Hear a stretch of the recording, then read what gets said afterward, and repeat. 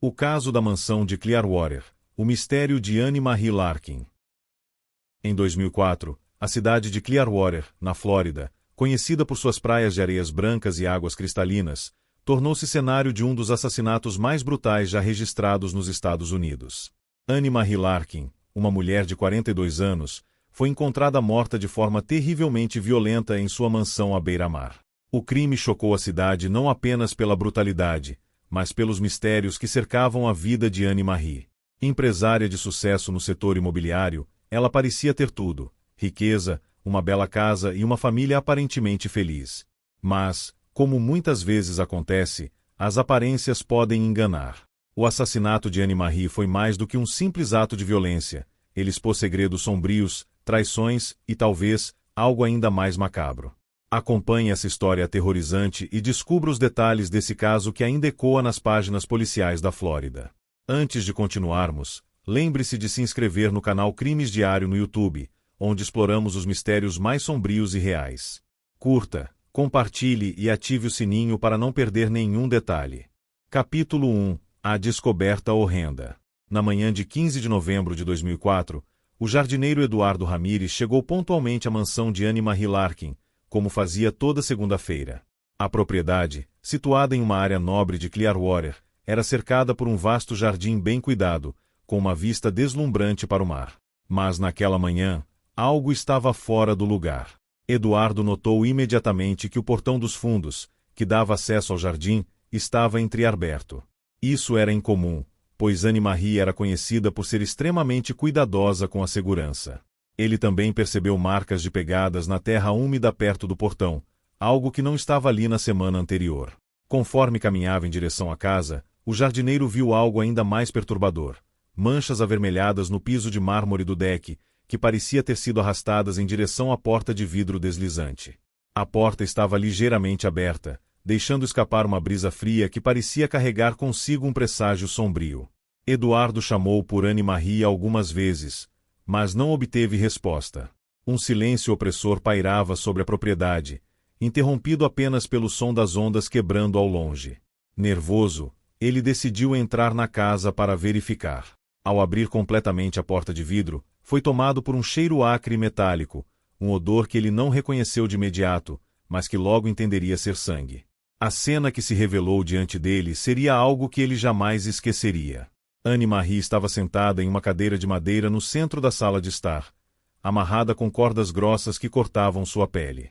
Seus pulsos estavam tão fortemente apertados que haviam deixado marcas profundas e hematomas.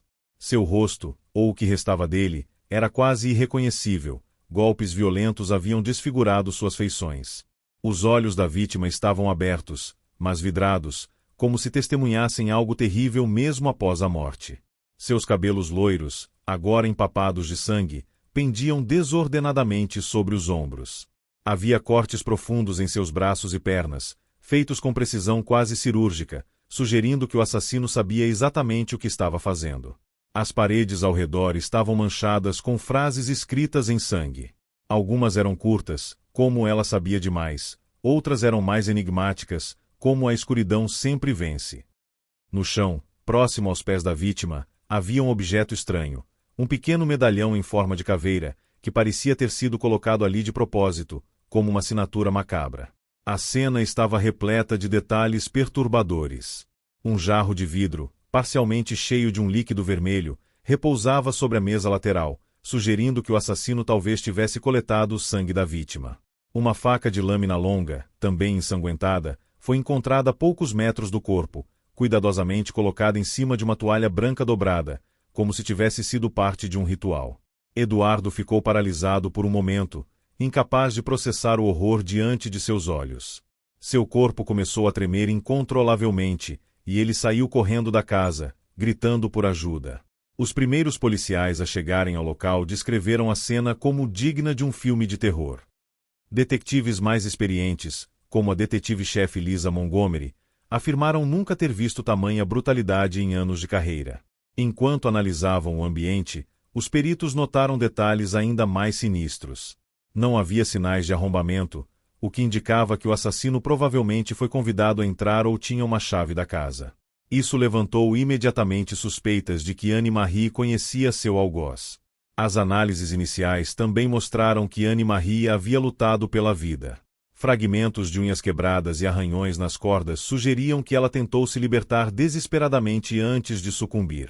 No entanto, não havia sinais de luta na sala, o que indicava que ela poderia ter sido imobilizada em outro lugar antes de ser levada para aquela posição final. As frases escritas nas paredes intrigaram os investigadores. Além de serem feitas com o sangue da vítima, as palavras eram carregadas de significados obscuros. A frase "ninguém é inocente" parecia ser uma provocação direta, enquanto ela sabia demais indicava que Anne-Marie possivelmente tinha informações que poderiam prejudicar alguém. Um detalhe particularmente curioso foi a escrita em si. As letras eram desenhadas com uma precisão quase artística, sugerindo que o assassino tinha calma e controle durante o ato. Isso levou os detetives a descartarem a hipótese de que o crime foi cometido em um acesso de raiva. Era algo premeditado, meticuloso. Capítulo 2 – Segredos revelados. Enquanto a polícia investigava o crime, a vida aparentemente perfeita de Anne-Marie começou a desmoronar sob os holofotes. Amigos e familiares revelaram que Anne-Marie estava passando por um divórcio conturbado com seu marido, Thomas Larkin, um advogado influente com histórico de agressividade. Além disso, Anne-Marie havia recentemente encerrado uma parceria de negócios com uma figura controversa, Jason Klein, um empresário com ligações a esquemas de fraude e lavagem de dinheiro. Ela também havia confidenciado a uma amiga próxima que acreditava estar sendo seguida nas semanas que antecederam sua morte. As investigações revelaram um possível motivo para o crime. Anne-Marie estava cooperando com uma investigação federal contra Jason Klein e outros envolvidos em atividades ilegais. Havia rumores de que ela possuía documentos incriminadores que poderiam colocar várias pessoas poderosas atrás das grades. Enquanto isso, Thomas, o ex-marido, tornou-se o principal suspeito. Ele tinha histórico de violência doméstica, além de um possível motivo financeiro, já que perderia boa parte de seus bens no divórcio. No entanto, sua localização na noite do crime foi confirmada por testemunhas, deixando os investigadores de mãos vazias. Capítulo 3 – O assassino desconhecido. Quase 2 semanas após o crime, a polícia recebeu uma pista que mudaria o curso da investigação. Câmeras de segurança da vizinhança captaram imagens de um homem usando um capuz entrando na mansão de Anne-Marie na noite do assassinato. Ele carregava uma mochila grande e parecia familiarizado com a propriedade. Os investigadores conectaram o homem a um ex-funcionário de Anne-Marie, Derek Sullivan, que havia sido demitido meses antes após acusações de roubo. Derek era conhecido por seu comportamento instável e seu histórico criminal. Quando a polícia o confrontou, ele negou envolvimento no crime, mas sua história estava cheia de inconsistências. Uma busca em seu apartamento revelou um altar improvisado com fotos de Anne-Marie e recortes de jornal sobre o caso. Mas o mais incriminador foi uma luva ensanguentada encontrada escondida em seu porão. O sangue foi confirmado como sendo de Anne-Marie. Derek foi preso e acusado do assassinato, mas mesmo após sua confissão, detalhes desconexos levantaram dúvidas. Ele alegou que agiu sozinho, mas também mencionou vozes que o instruíram a matar Anne-Marie. Muitos acreditam que Derek foi manipulado por outras pessoas, talvez pelo ex-marido ou por Jason Klein, para encobrir motivos maiores. O assassinato de Anne-Marie Larkin foi oficialmente encerrado com a condenação de Derek Sullivan, que cumpre prisão perpétua. No entanto, perguntas continuam sem resposta. O que realmente motivou o crime? Seria Derek apenas uma peça em um jogo maior? O caso permanece como um lembrete sombrio de que mesmo as vidas mais brilhantes podem esconder segredos sombrios. Anne-Marie pagou o preço mais alto, mas sua história continua a intrigar e perturbar aqueles que buscam a verdade. E você?